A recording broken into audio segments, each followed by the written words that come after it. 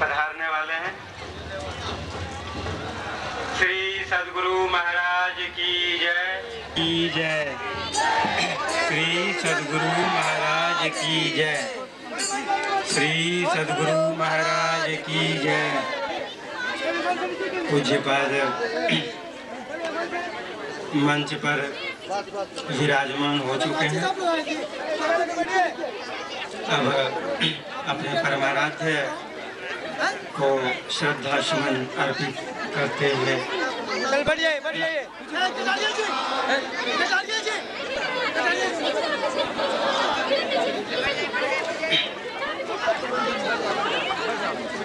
सभी सज्जनों माताओं बहनों से नम्र निवेदन है।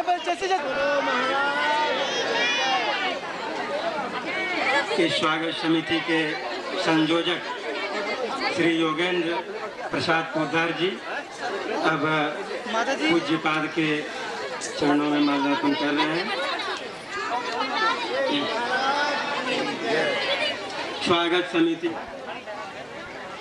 स्वागत समिति के कोषाध्यक्ष श्री सीताराम केसरी जी, पूज्य स्वामी अच्युतानंद जी,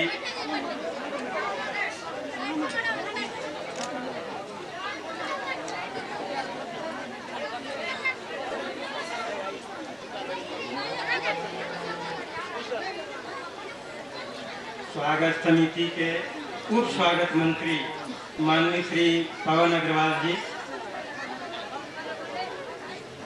पूज्य स्वामी अच्युतानंद जी महाराज को माल्यार्पण करेंगे। श्री अजय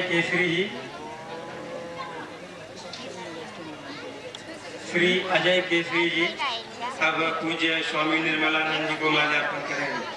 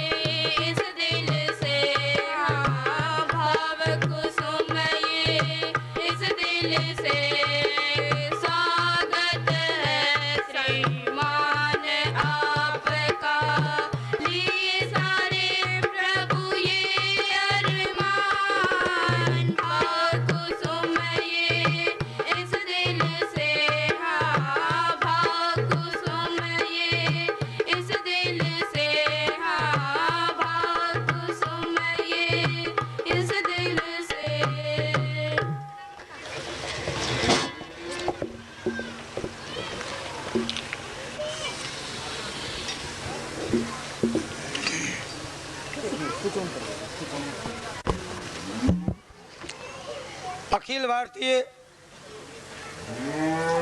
सतमत सत्संग के आचार्य संत सदगुरु महर्षि श्री संत सेवी जी परमहंस जी महाराज के पावन चरणों में अर्पित अभिनंदन पत्र। हे संत परंपरा के युगावतार, आप जैसे दिव्य आध्यात्मिक एवं ब्रह्म ज्ञानी संत का चरण स्पर्श कर न सिर्फ पिस्का नगरी और रांची की भूमि अपने को धन्य धन्य मान रही है, बल्कि समस्त झारखंड की दसों दिशाएं आनंद विभोर हो उठी हैं। आपका पदार्पण हमारे लिए परम सौभाग्य की बात है।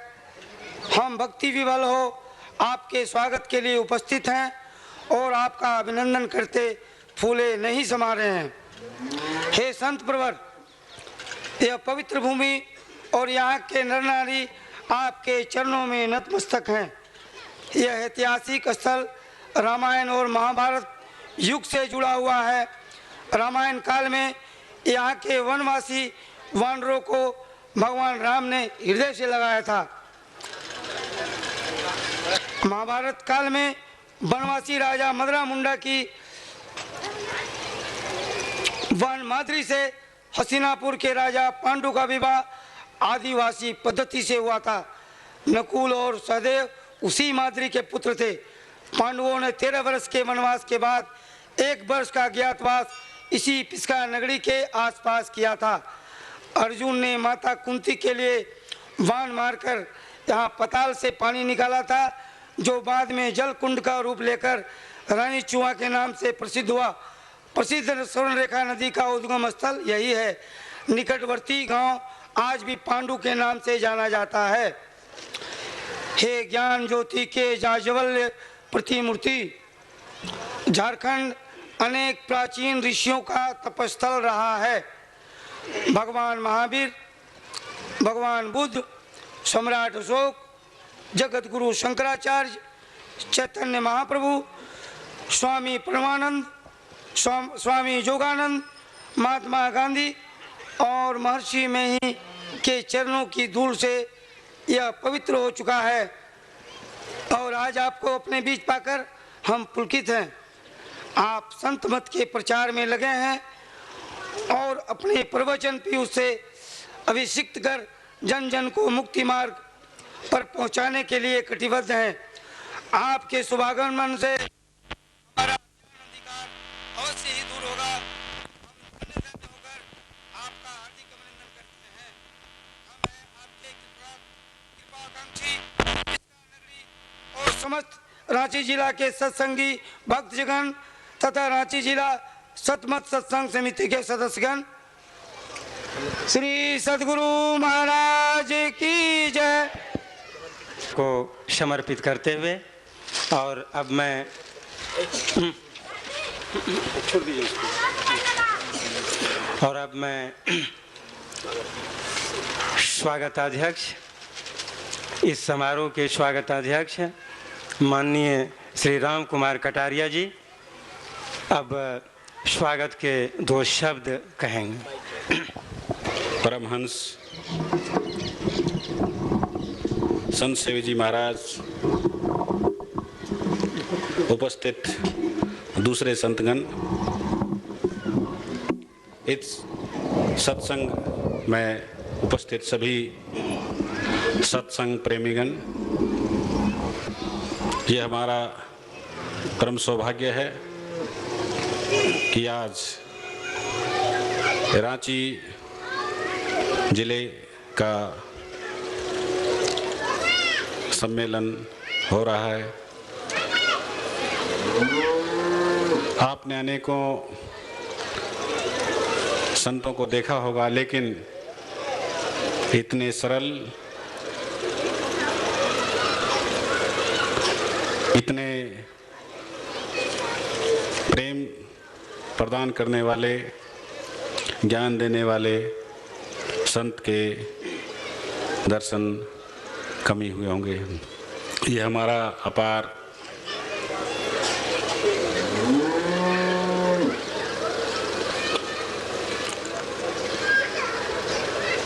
भाव है, ये हमारा सौभाग्य है कि परम पूज्य संत शिरोमणि हमारे बीच में हैं। इनके संबंध में कुछ कहना जैसे सूर्य को दीपक दिखाना वैसा लगता है। मैं आप सबकी ओर से इनका स्वागत करता हूं। हमें उम्मीद है कि परम पूज्य संत श्री के आशीर्वाद से हम सब का जीवन सफल होगा।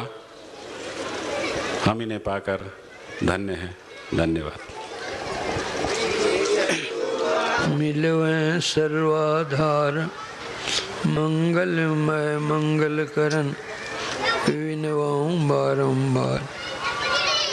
धन्य धन्य सद्गुरु सुखद महिमा कहे न जाए। जो कछु कहूँ तुम्हारी कृपा मोते कछु न बसाए।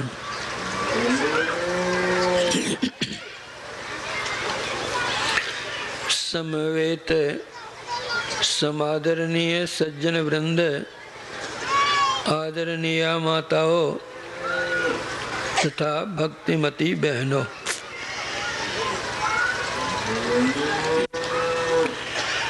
आप लोगों को ज्ञात कराया गया है कि यहाँ रांची जिला संत मत का वार्षिक अधिवेशन होगा। संत मत कोई नया मत, नया धर्म, नया मजहब, नया संप्रदाय या नया रिलीजन आदि कुछ नहीं है। यह परम पुरातन सनातन वैदिक मत है। वैदिक मत होते हुए भी यह किसी अवैदिक मत से राग रोष या घृणा द्वेष नहीं करता। संत मत अर्थात संतों का मत। जे पहुँचे ते कही गए, तिनकी एकई बात। सबे सयाने एक मत, तिनकी एकई जात। संत मत में जात पात की कोई बात नहीं होती। जात पात पूछे नहीं कोई, हरि को भजै सो हरि का होई। सभी संतों के मत को संत मत कहते हैं। इसलिए आप संत मत सत्संग में जहाँ वेद पुराण की बात आप सुनेंगे, वहाँ बाइबल और कुरान की बात भी सुनने को मिलेगी। संत मत संतों का ज्ञान का प्रचार प्रसार करता है। यहाँ हिंदू, मुसलमान, जैन, बौद्ध, सिख, ईसाई भिन्न भिन्न नहीं माने जाते, सभी अभिन्न हैं। हिंदू, मुस्लिम, सिख, ईसाई, जैन, बौद्ध सब भाई भाई। आज संसार में विविध प्रकार के धर्म फैले हुए हैं, किंतु यदि हम समेट कर देखना चाहेंगे तो देख पाएंगे कि वैदिक, ईसाई और इस्लाम इन तीन धर्मों के लोगों की बहुतायत है। इन तीनों में पहले वैदिक है, फिर ईसाई है, पश्चात इस्लाम धर्म है। ये तीनों तीन धर्म कहलाते हैं, लेकिन वास्तव में ये तीनों तीन नहीं, एक ही हैं। संत कबीर साहब ने कहा,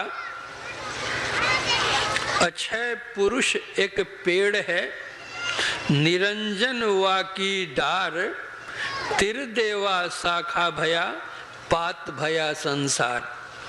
वृक्ष की ये तीनों शाखाएं हैं, वृक्ष एक ही है, एक ही ईश्वर की मान्यता तीनों में है। विश्व का प्राचीन ग्रंथ ऋग्वेद में आया है, एकं सद्विप्रा बहुधा वदन्ति। वह प्रभु एक ही एक है। ईसाई उसे स्वर्गस्थ पिता या गॉड कहते हैं। इस्लाम अल्लाह या खुदा कहते हैं। यहूदी जेहोवा कहते हैं। पारसी अहुर मज़्द कहते हैं। चीनी तितीन कहते हैं। वैदिक धर्मावलंबी ब्रह्म या ईश्वर कहते हैं। कोई उनको सगुण रूप में मानते हैं, कोई निर्गुण रूप में मानते हैं, किंतु वे सगुण निर्गुण में व्यापक होकर भी परे हैं। कोई स्त्री रूप में पूजा करते हैं, कोई पुरुष रूप में पूजा करते हैं, किंतु वास्तव में वे न स्त्री हैं और न पुरुष हैं, लेकिन जगत के माता पिता अवश्य। एक बड़े कामिल फकीर हुए, उनका नाम था दीन दरवेश। उन्होंने कहा, हिंदू कहे सो हम बड़े, मुसलमान कहे हम, एक मूंग दो फाड़ है, कुण ज्यादा कुण कम, कुण ज्यादा कुण कम, कभी करियो मत कजिया। कजिया कहते हैं झगड़ा को। कभी करियो मत कजिया, एक भजत है राम, दूजे रहीमान से रजिया। कहे दीन दरवेश, दोई सरता मिल सिंधु, सबका मालिक एक है, क्या मुस्लिम क्या हिंदू। तो यह संतों का ज्ञान बतलाता है कि सब एक ही एक हैं, दो नहीं। विभिन्न देशों में विभिन्न संतों का अवतरण हुआ।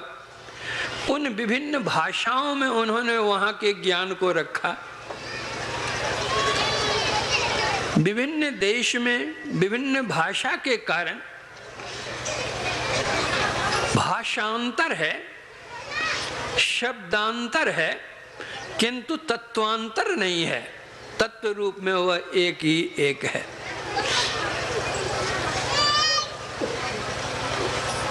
तीन बच्चे मिलकर खेल खेलते थे, तमाशा दिखलाते थे लोगों को। बहुत से लोग इकट्ठे सब तमाशा देख रहे थे।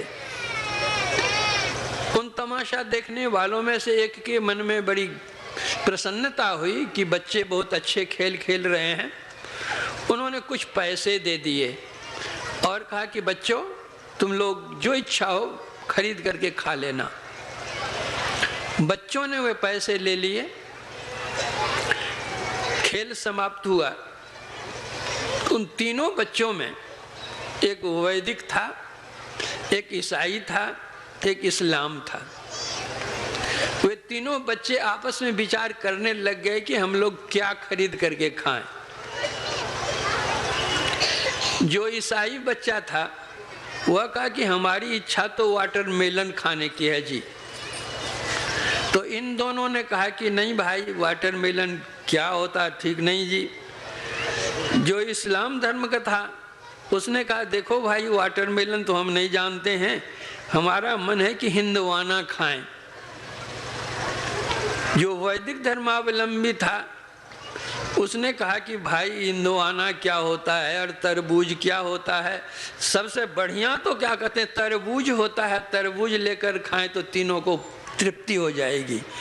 अब वे तीनों बच्चे आपस में झगड़ने लग गए। अब झगड़ा छुड़ावे तो कौन? उस जिन्होंने पैसे दिए थे उन्होंने पूछा कि भाई तुम लोग क्यों झगड़ रहे हो? तो तीनों ने अपनी फरियाद बतलाई कि ऐसी ऐसी सी बात है। कहा अच्छा, तुम लोगों को जो चाहिए वही मैं दूंगा, पैसे तो वापस करो। वे पैसे लेकर के बाजार चले गए और खरीद करके ले आए और कपड़ा से ढक करके रखा।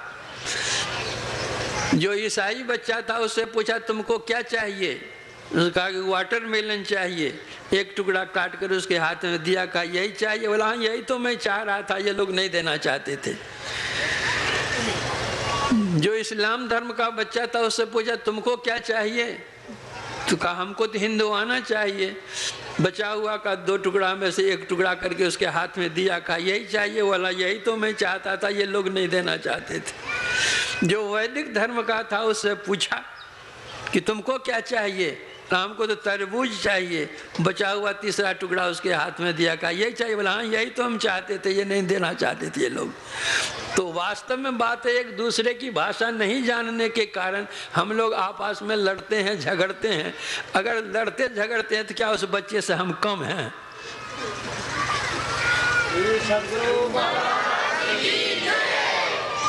तो दीन दरवेश जी महाराज कहते हैं कि कभी करियो मत कजिया, एक भजत है राम दूजे रहीमान से रजिया। राम को हो रहीमान को हो एक ही बात है, कोई भिन्न नहीं है, भाषा की भिन्नता है। तो यह संतों का ज्ञान बतलाता है कि एक को पकड़ो, एके साधे सब सधे, और सब साधे सब जाए, जो गही सेबे मूल को फूले फले अघाए। एक पेड़ लगाना हम चाहते हैं, उस पेड़ की जड़ में अगर हम पानी डालते हैं तो वह पेड़ बढ़ता है, फूलता है, फलता है। लेकिन उसी पेड़ के पत्ते पत्ते पर हम पानी डालें और जड़ में पानी नहीं डालें, परिणाम क्या होगा? गाछ सूख जाएगा, फूल कहाँ मिलेगा, फल कहाँ मिलेगा। उसी तरह एक ईश्वर की भक्ति करने के लिए संत मत बतलाता है। आप गॉड कहिए, अल्लाह कहिए, तितिन कहिए, जेहोवा कहिए, जो कह लीजिए, पानी कह लीजिए, वाटर कह लीजिए, आप कह लीजिए, तत्व में वह एक ही एक रहता है। तो संत कहता है वही एक को भेजो, एकंग, बस एक। संत सुंदरदास जी महाराज ने कहा एक सही सब के उर अंतर, ता प्रभु को कहू क्यों नहीं ध्यावे। संकट माहि सहाय करे पुनि, सो अपनो पति क्यों बिसरावे। चारि पदार्थ और जहाँ लो, 8 सिद्धि नवो निधि पावे।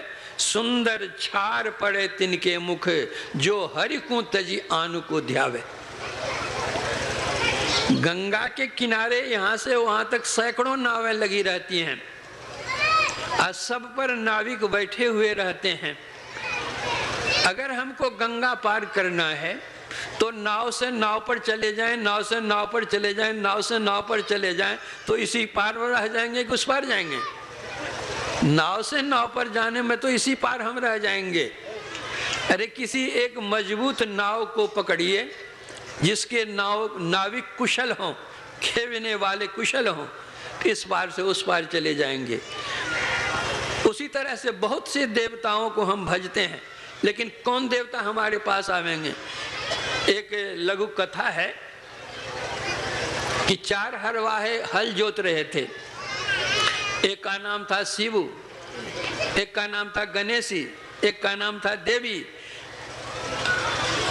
एक का नाम था और कुछ। ये चारों हल जोत रहे थे।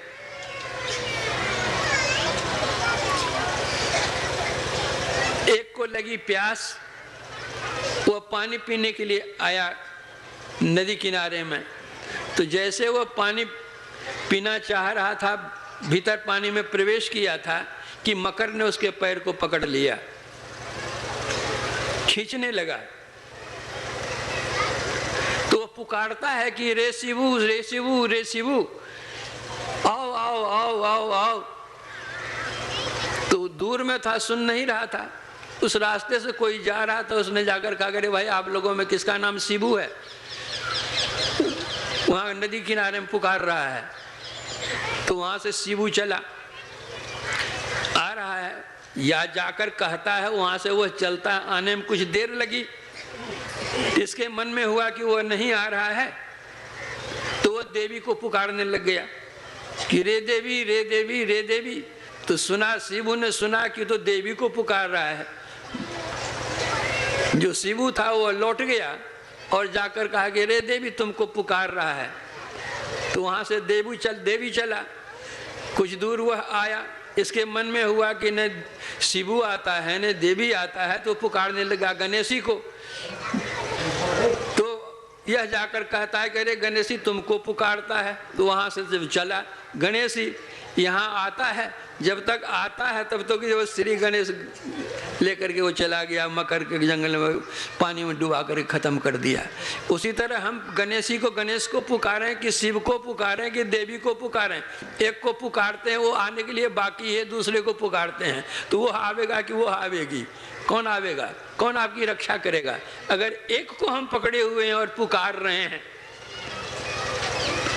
तो वो चलेगा और आएगा। इसीलिए गोस्वामी तुलसीदास जी महाराज ने कहा, पात पात के सींचबो बड़ी बड़ी के लोन, तुलसी खोटे चतुरपन कली डह के कहू को नो। पेड़ लगाना चाहते हैं और पत्ते पत्ते में पानी देना चाहते हैं। माई लोग पकौड़ियाँ बनाती हैं, एक एक पकौड़ी बनावे और अलग अलग से उसमें नमक दे। परिणाम क्या होगा, किसी पकौड़ी में कम नमक होगा, किसी में बेसी होगा, कोई पकौड़ी छूटिए जाएगी। लेकिन अगर बेसन में ही हम नमक डाल देते हैं तो छोटी बनाओ कि बड़ी बनाओ, सब में नमक समान रूप से चला जाएगा। उसी तरह यह संत मत बतलाता है कि एक ईश्वर की भक्ति करो, एक ईश्वर की भक्ति में ही सारी शक्ति निहित है, वह तुम में आ जाएगी। जितने देव देवी हैं उसी प्रभु की शक्ति लेकर के शक्तिमान है। तो जो बंटवारा है उसकी शक्ति का, थोड़ा थोड़ा थोड़ा थोड़ा देवी को शक्ति, थोड़ी गणेश को शक्ति, थोड़ी शिव को, थोड़ी और देवताओं को थोड़ी थोड़ी शक्ति दी गई है। लेकिन शक्ति का खजाना तो परम प्रभु परमात्मा है, तो हम खजाना ही क्यों नहीं ले लेंगे कि थोड़ा थोड़ा लेंगे। तो संत मत बतलाता है एक को पकड़ो।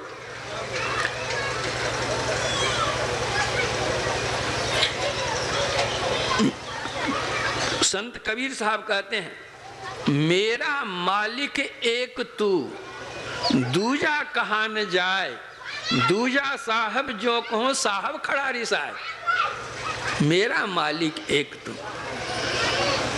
गुरु नानक देव जी महाराज के एक सौ अपर परम पुरु पर खजाने पैदा, वह एक ही एक है और वह सर्वोपरि है।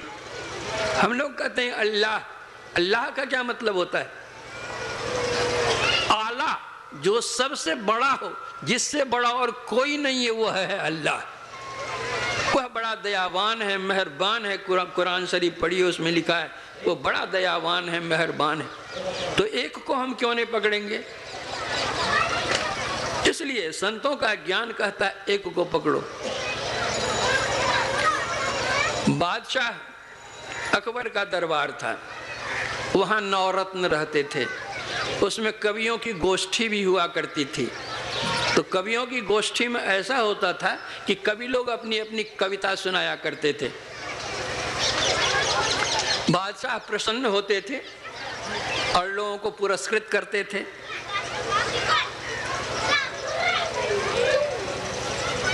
उसमें एक श्रीपति नाम के कवि थे, वे जितनी कविता बनाते थे सब ईश्वर परक कविता बनाते थे और कोई दूसरी कविता नहीं बनाते थे।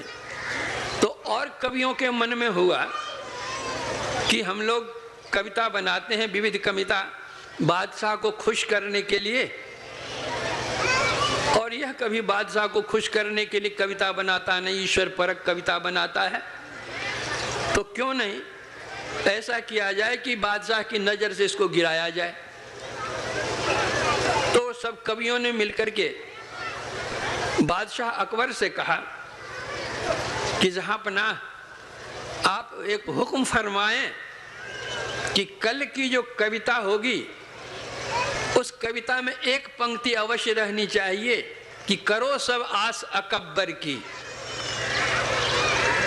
तो बादशाह के मन में भी कौतूहल हुआ, कहा अच्छा ठीक है। सबको बुलाकर कह दिया कि कल की जो कविता बनेगी उसमें यह पंक्ति अवश्य रहनी चाहिए। लोगों के मन में यह हुआ कि श्रीपति अगर यह पंक्ति देता है कि करो सवा सकब्बर की, तो ये ईश्वर पर कविता जो बनाता है और ईश्वर की महिमा गाता है, इसमें तो अकबर की महिमा आ जाएगी। अगर यह पंक्ति नहीं देता है तो बादशाह की नजर से यह गिरेगा। दूसरा दिन हुआ, सबने अपनी अपनी कविता सुनाई और अपनी अपनी कविता सुना करके सब बैठ गए। जब श्रीपति की बारी आई तो उन्होंने अपनी कविता सुनाई। एक कहीं छाड़ी जो दूजो भजे, सो जरे रसना असलब्बर की। अब की गुनिया दुनिया जो बनी, सब बांधत फेंट अडब्बर की। कभी श्रीपति आसरो राम की, हम फेंट गही बड़ जब्बर की। जिनको उन्हें एक की टेक नहीं, सो करो सवा सकब्बर की।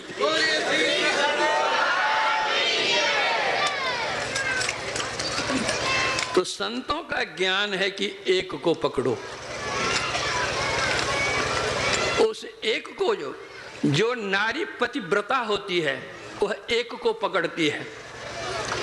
इसलिए गीता में भगवान ने कहा अव्यभिचारिणी भक्ति करो। तो एक की भक्ति करो, वह एक कहाँ है और कहाँ नहीं है।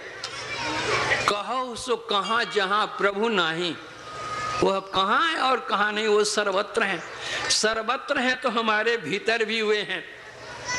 तो जब वे सर्वत्र हैं और हमारे भीतर भी हैं, तो हम अपने भीतर की खोज नहीं करके बाहर हम क्यों खोज करने के लिए जाएं। हमारे घर में गाय है तो अपने घर के गाय का दूध नहीं लेकर के, घी नहीं लेकर के बाजार का डालडा क्यों मंगावे। तो बाहर में जो मिलेगा वो डालडा मिलेगा, अपना भीतर घर का जो मिलेगा वो शुद्ध मिलेगा। अर्थात बाहर में जो मिलेगा वो माया मिलेगा। क्योंकि हमारी इंद्रियां इतनी शक्तिहीना हैं कि अपने एक विषय को छोड़ करके दूसरे विषय को ग्रहण नहीं कर सकती है। हमारी आंख है, देखती है, देखने का काम इसको है और दूसरा कोई काम नहीं करेगी आंख। आंख के बगल में ही कान है, तो आंख का कान का काम आंख नहीं कर सकती है। कान का काम है सुनने का, यह सुनेगा, इससे दूसरा काम लीजिए तो नहीं होगा। कान के बगल में ही नाक है, 2 छेद नाक में भी है, 2 छेद कान में भी है। तो कान का काम नाक और नाक का काम कान नहीं कर सकता है, एक ही काम करेगा। जिह्वा है, जिह्वा रसास्वादन करेगी। त्वचा है, स्पर्श का ज्ञान करेगी। तो एक एक इंद्रिय एक एक विषय का ज्ञान करती है। हमारी 5 ज्ञानेंद्रियों की यह हालत है। हमारी जो 5 कर्मेंद्रियां हैं, मुंह से हम बोलते हैं, हाथ से हम कुछ पकड़ते हैं, पैर से हम चलते हैं, मलमूत्र विसर्जन के लिए भी एक एक इंद्रिय है। ये सब एक एक काम इसको है। भीतर की जो हमारी 4 इंद्रियां हैं, मन संकल्प विकल्प करेगा, बुद्धि उसको विचारेगी, चित्त में स्पंदन करने की शक्ति है, हिलाने की शक्ति है, वो चित्त हिलाता है सबको। तो मन कुछ पेश करता है, बुद्धि उस पर विचारती है। जब चित्त स्पंदित करता है तो अपनेपन का ज्ञान होता है कि हम हैं। तो हम हैं तो हम क्या करें, तो क्या करें, तो मन पेश करता है कि यह करो, बुद्धि विचारती है करने योग्य है कि नहीं है, करें कि नहीं करें। तो ये 14 इंद्रिय बेचारी जो है, 14 इंद्रियों को अपना अपना काम है। लेकिन इन इंद्रियों का जो राजा है, 10 इंद्रियों का राजा, बाहर की 5 कर्मेंद्रियां और 5 ज्ञानेंद्रियों का राजा है मन। ये लगेगा, क्यों नहीं लगेगा? आपका मन नहीं है, किसी का पैंचा ले आए हैं तब न कहते हैं नहीं लगता है। आपका नौकर रहेगा तो कैसे नहीं आपका काम करेगा? उसी तरह मन तो हमारा नौकर है, इंद्रियां हमारी जितनी है सब हमारी नौकर नौकरानी है। यह सब हम कौन हैं? एक बंगाली महात्मा ने कहा আমি আমি করি বুঝিতে না পারি, কে আমি আমাতে আছে কীর্তন। কোন শক্তি বলে বেড়াই চলে বলে, কারে অভাবে হয় দেহ অচেতন। দেহ মাঝে আছে প্রাণেরই সঞ্চার, তাহাতেই বলি আমি বা আমার। প্রাণ গেলে চলে হবে সবাকার, केवाकार कोथा रोवे धन जन। हम कहते हैं हम हैं हम हैं हम हैं, लेकिन हम कौन हैं? इतनी उम्र हो गई, कभी भेंट हुई अपने से?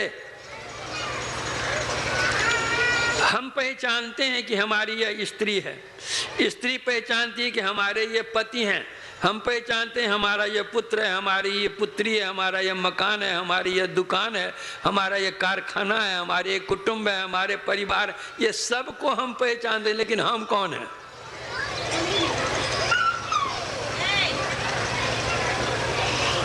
यक्ष ने युधिष्ठिर महाराज से पूछा था कि सबसे बड़ा आश्चर्य क्या है? तो युधिष्ठिर महाराज ने कहा था कि हम प्रतिदिन देखते हैं कि लोग मर मर कर जम के घर को भर रहे हैं, लेकिन हम अपने को अमर समझते हैं, यह सबसे बड़ा आश्चर्य है। लेकिन इससे भी कम आश्चर्य यह नहीं कि सबको तो हम पहचानते हैं और अपने को ही नहीं पहचानते हैं।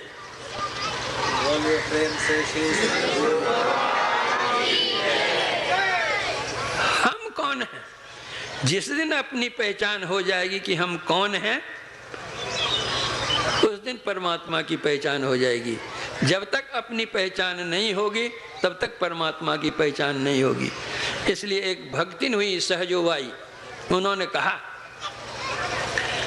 आपुन ही को खोज मिले जब राम स्नेही, पानी कासा बुलबुला यह तन ऐसा होय, पीव मिलन को ठानिए ना पड़ी रहिए सोई, ना पड़ी रहिए सोई बहुर नहीं मनुखा देही, आपुन ही को खोज मिले जब राम स्नेही, हरि को भूले जो फिरे सहजो जीवन छार, सुखिया जब ही होई गो सुमरे गो करतार। एक बड़ा ही अच्छा शायर ने कहा है शेर में, इबादत है किसी नाशाद को फिर शाद कर देना, इबादत है किसी बर्बाद को आबाद कर देना, यही सीखा है सागर हमने मुर्शद के कदम छूकर, खुदा से हो अगर मिलना पता खुद का लगा लेना। जब तक खुद का पता नहीं मिलेगा खुदा का पता नहीं मिलेगा। इसीलिए कहा आपुन ही को खोज मिले जब राम से नहीं। यह क्या है? ईश्वर अंश जीव अविनाशी, चेतन अमल सहज सुख राशि। यह तो ईश्वर का अंश है। राजा की गोद में राजा का पुत्र ही जाकर बैठ सकता है, दूसरा नहीं बैठ सकता है। उसी तरह परमात्मा की गोद में यह जीवात्मा ही जाकर बैठ सकता है, दूसरा कोई नहीं बैठ सकता है। वही उस शायर ने कहा कि खुदा को अगर पाना चाहते हो खुद ही मिटाओ खुदा मिलेंगे, खुद पहचानो खुदा मिलेंगे। वह है कहाँ? कहीं बाहर दुनिया में है, हमारे में नहीं है। है दिल में दिलदार सही, अखिया उल्टी करता है चितइये। वह अपने दिल में है, दिल में वो दीदार है। उस दीदार का दर्शन करना चाहते हो, दिलदार का, उस दिलदार का अगर दीदार करना चाहते हो तो अखियाँ उल्टिए और बहिर्वृत्ति से अपनी वृत्ति को अंतर कीजिए, बहिर्मुखी से अंतर्मुखी कीजिए, इंद्रियों के घाटों से चेतन धारा को समेटिए। है दिल में दिलदार सही, अखियाँ उल्टी करिता है चितइये। वह कहाँ है और कहाँ नहीं है? अरे आब में खाक में बाद में आतस, जान में सुंदर जान जनइये। नूर में नूर है, तेज में तेज ही, ज्योति में ज्योति मिले मिली जाइए। क्या कहिए कहते न बने कछु, जो कहिए कहते ही ल जाइए। व्योम को व्योम अनंत अखंडित, आदि न अंत सुमध्य कहाँ है, को प्रमाण करे पूरन, द्वैत अद्वैत कछु न जहाँ है। कारण कारज भेद नहीं कछु, आप में आप ही आप तहाँ है। सुंदर दिसत सुंदर माय, सो सुंदरता कहीं कौन वहां है दिल में दिलदार। हमारे गुरुदेव कहते थे कि तुम रात में अपने कमरे में सोए हुए हो, 5 आदमी आवे, 2 आदमी तुम्हारे दोनों हाथों को 2 ओर खींचे और 2 आदमी तुम्हारी दोनों टांगों को 2 ओर खींचे और एक तुम्हारे माथा को एक ओर खींचे। 5 आदमी तुम्हारे 5 अंगों को 5 तरफ खींचे। क्या तुमको बल मिलेगा? कुछ नहीं बल मिलेगा।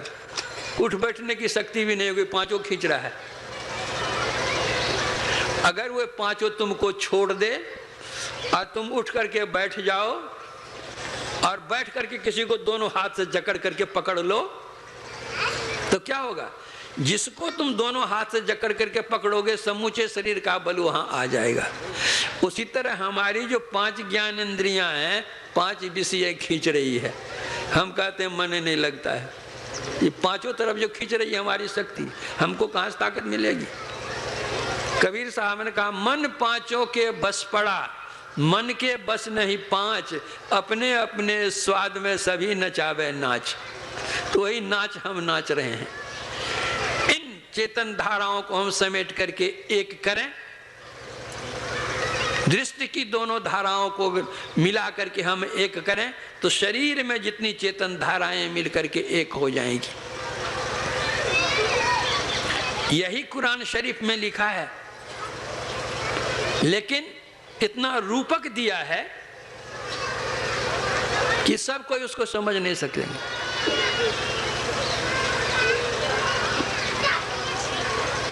किसी बात को समझाने के लिए अगर सीधे सीधी कहिए तो लोग नहीं समझ सकते हैं। बच्चे को पढ़ाना, हमको वर्णमाला अ आ इ उ पढ़ाना है बच्चे को, तो अ आ इ ऐसे पढ़ाते हैं तो बच्चा जल्दी नहीं समझता है। और जब हम पढ़ाते हैं कि अ से अनार, आ से आम, तो आम देखता है, अनार देखता है, तो देख करके मन लगता है उसका। पढ़ाना तो अ है, आम अनार पढ़ाना नहीं है, लेकिन अनार आम का दे देते हैं बहाना एक। अरे अ से अनार पढ़ते हैं तो जरा तोड़ करके देखिए तो कैठो दाना उसमें है। आ से आम है, जरा काट करके देखिए तो खट्टा लगता है कि मीठा लगता है। ई से इनार पढ़ते हैं तो कोई बूंद पानी है उसमें। ई से ईख पढ़ते हैं तो गन्ना है, जरा रस देखिए तो मीठा लगता है। ऊ से उल्लुआ, क्या उड़ेगा उल्ला? ये सब तो एक रूपक दे करके बच्चे को समझाते हैं। उसी तरह से कुरान शरीफ में भी दिया गया है। कहा कि जब तक 2 नदी नहीं मिल जाएगी तब तक हम नहीं लौटेंगे। 2 नदी जाकर के एक जगह मिलती है और उससे मछली एक निकल करके बाहर चली जाती है। कुरान शरीफ की बात मैं कह रहा हूं। अरे 2 नदी जहां मिली और वहां से एक मछली निकल गई, वो 2 नदी कौन थी?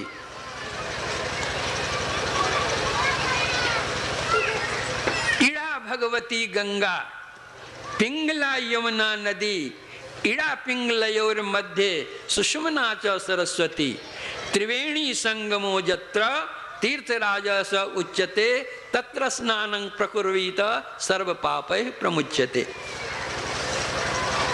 वही हमारे शास्त्रों में आया है कि वह गंगा, जमुना और सरस्वती है। वह ईड़ा, पिंगला और सुषुम्ना है।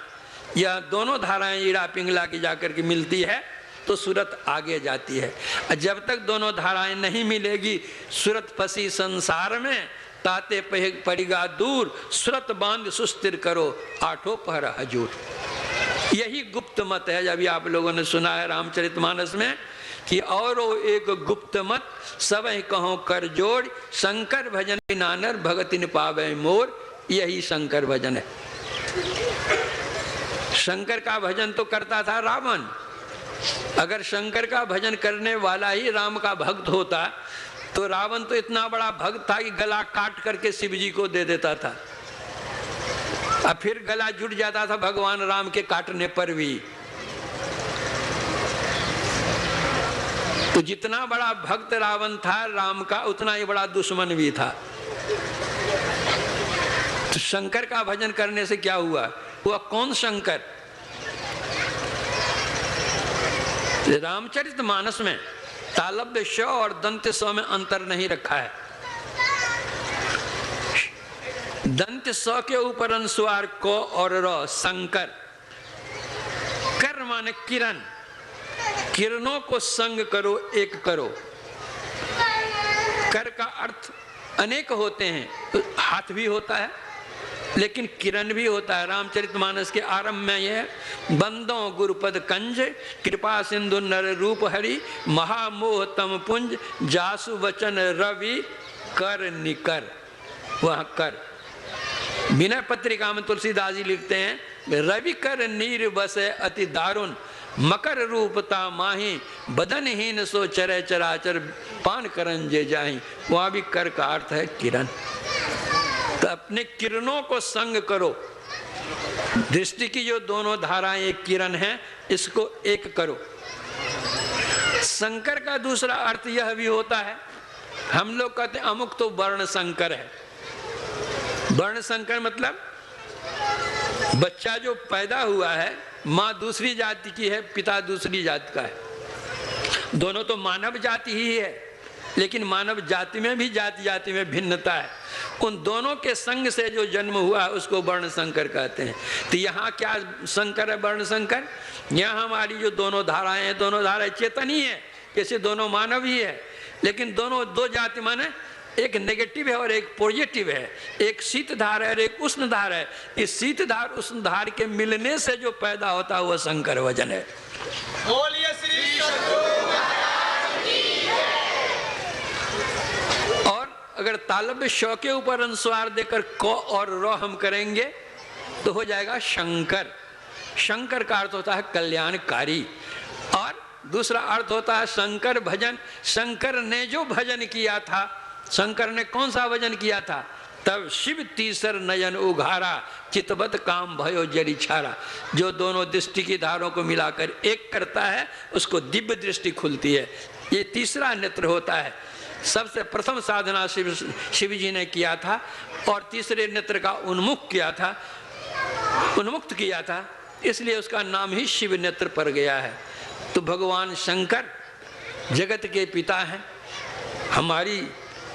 हम लोग जो हैं उनकी संतान हैं, तो पिता को 3 नेत्र और पुत्र को 2 ही नेत्र। अरे हम लोगों को भी 3 नेत्र हैं, लेकिन उन्होंने जिस तरह से साधना करके तीसरे नयन का उन्नयन किया था, खोला था, उसी तरह हम भी साधना करेंगे, हमको भी वो तीसरा नेत्र मिल जाएगा। यही तो वही शंकर भजन बिना नर भगति न पावे मोर। अगर राम की भक्ति करना चाहते हैं हम, रमंती राम, जो सब में रमता है वह है राम, जिसमें योगी जन रमते हैं वह है राम। उस राम की वह एक ही एक राम है। उस एक की जो हम भक्ति करना चाहें तो यह शंकर भजन करें, अर्थात दृष्टि योग की क्रिया करें। दृष्टि योग की क्रिया से दिव्य दृष्टि खुल जाएगी।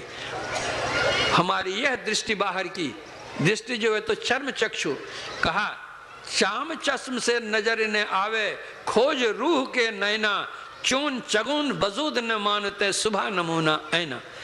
उस प्रभु को इन आंखों नहीं देख सकते हैं, जागृत की दृष्टि से नहीं देख सकते, स्वप्न की दृष्टि से नहीं देख सकते, मानस दृष्टि से नहीं देख सकते। जब ये 3 दृष्टियां बंद हो जाती हैं तब चौथी दृष्टि दिव्य दृष्टि खुलती है। इस दिव्य दृष्टि से भी प्रभु के दर्शन नहीं होंगे। जब आत्मदृष्टि होगी तब आत्मा परमात्मा का ज्ञान होगा, वह होगा नादानुसंधान करने से। तो जो कोई अपने अंदर में नादानुसंधान की क्रिया करते हैं वह नाद निशब्दम परमम पदम जा मिल करके एक में हो जाता है। वही जीव भी मिल करके एक होता है, तभी आवागमन का चक्र छूटता है। दैहिक दैविक भौतिक इन त्रितापों से जो मानव संतप्त हो रहा है सदा के लिए मुक्त हो जाता है। यह संतों का ज्ञान बतलाता है। बाहर कहीं मत दौड़ो, बाहर भटकन बाल खेल जैसन, अभी अंतर धसु हो। अपने अभी अंतर धसिए, अपने ऊपर के आवरणों को हटाइए। अभर कोट पहने हुए हैं, कोट पहने हुए हैं, जैकेट पहने हुए हैं, कुर्ता पहने हुए हैं, गंजी पहने हुए हैं, इन सब आवरणों को हटाइए, तब देखिए कि हमारा शरीर कैसा है। उसी तरह से स्थूल सूक्ष्म कारण महाकारण ये चार जड़ावरण को हटाइए, तब देखिएगा हम कौन है। जब हम देखिएगा कि हम कौन है चेतन रूप में, तब परमात्मा का भी ज्ञान हो जाएगा, यह परमात्मा है। जैसे एक बूंद जल की पहचान हो जाने से कटोरे जल की पहचान, गिलास जल की पहचान, बाल्टी जल की पहचान, घड़े जल की पहचान, कुएं जल की पहचान, नदी जल की पहचान, समुद्र जल की पहचान हो जाती है। एक बूंद जल की पहचान तो पहले करो। उसी तरह जब अपनी आत्मा की पहचान हो जाती है कि हम ये हैं, तो घोड़े में, हाथी में, आदमी में, जानवर में, गाछ में, वृक्ष में, जड़ में, चेतन में, हिंदू में, मुसलमान में, जैन में, बौद्ध में, सिख में, ईसाई, सब में एक ही एक प्रभु दिखते हैं। निज प्रभु में देखें जगत कैसन करें विरोध। शरीर का अंतर होता है, आत्मा का अंतर नहीं होता है। हम लोग तकिया लेकर सोते हैं रोज ना, तो तकिया का खोल कोई काला होता है, कोई पीला होता है, कोई नीला होता है, कोई हरा होता है, कोई उजला होता है, लेकिन सबके अंदर रहने वाली रूई एक ही होती है। उसी तरह से जितने शरीर हैं, चाहे चर के हों चाहे अचर के हों, हिंदू मुसलमान जैन बौद्ध सिख ईसाई कोई भी हो, शरीर में अंतर है। कोई लंबा है, कोई नाटा है, कोई मोटा है, कोई दुबला है, कोई गोरा है, कोई काला है। ये रंग शरीर का है, लेकिन आत्मा निवास करने वाली सबकी एक ही एक है। तो संत मत का ज्ञान है, आत्मा की पहचानो, खुद को पहचानो, खुदा की पहचान होगी। आत्मा को पहचानो, परमात्मा की पहचान होगी। इसी से आज जो संसार में, विश्व में अशांति फैली हुई है, अशांति को शांति करने वाली बस यही है, यही शंकर भजन है। ध्यान अभ्यास करेंगे, नादानुसंधान करेंगे, अपने जीवन को पवित्र रखेंगे, झूठ चोरी नशा हिंसा व्यभिचार से बचा करके रखें, ईश्वर का भजन करें, ईश्वर में विश्वास करें, ईश्वर अपने अंदर मिलेंगे, दृढ़ निश्चय रखें, सत्संग करें, गुरु सेवा करें और अपने जीवन यापन के लिए कुछ न कुछ पवित्र कमाई अवश्य करें। पर मुखापेक्षी नहीं बने, हम अपना गुजर बसर अपने से करें, परिवार की सेवा करें, समाज की सेवा करें, योग्यतानुकूल देश की सेवा करें, विश्व की सेवा करें। इस तरह यह लोक कल्याण में होगा, परलोक कल्याण में होगा, दोनों जगह कल्याण में होगा। इतना कह करके अपने प्रवचन में विराम देता हूँ। जिन सज्जनों ने इसका इंतजाम किया है, इसकी व्यवस्था की है, उनको बहुत बहुत धन्यवाद देता हूँ। और आप लोग भी जो दूर नज़दीक के आए हुए हैं, सत्संग श्रवण कर रहे हैं, इतनी देर से बैठे हुए हैं, आप लोगों की श्रद्धा भक्ति से भी मैं प्रसन्न हूँ। आप लोगों को भी मैं धन्यवाद देता हूँ। जो मुझसे वरिष्ठ होंगे उनको तो मैं प्रणाम निवेदित करता हूँ, और जो हमारे समकक्ष के होंगे उनको मैं धन्यवाद देता हूँ, और जो हमसे आशीर्वाद लेने के योग्य हों उनको आशीर्वाद देता हूँ। गुरु महाराज की इन्हीं अनुभूतपूर्ण वाणियों के साथ ही आज के सत्संग कार्यक्रम के समापन की मैं आज्ञा चाहता हूं। और अब हम अपने घर को प्रस्थान करेंगे।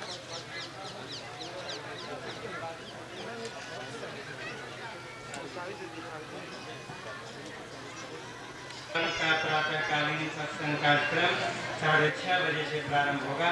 अतः आप सभी सज्जन माताएं और बहनें उस सत्संग में आकर लाभ उठाएं। बोलिए प्रेम से श्री सद्गुरु महाराज की जय।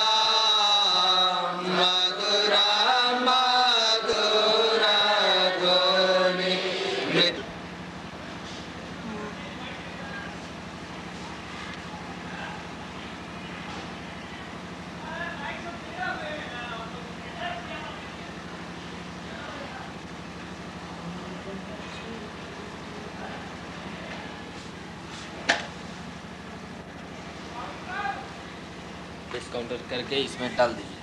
डालकर इसको 20 तारीख को हो सकता है, छोटे नारायण तिवारी बोले हैं। क्या चीज़ के